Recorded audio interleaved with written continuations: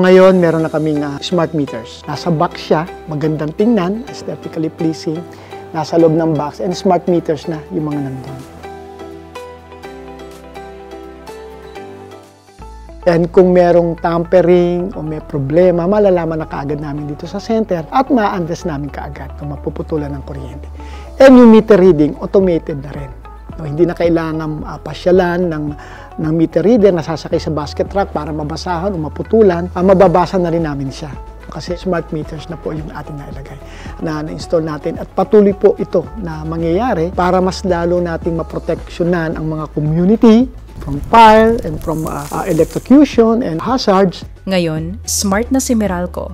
Gamit ang smart meters, nakikita agad kung may illegal tap, kaya mas ligtas at mas maayos ang kuryente sa bawat barangay.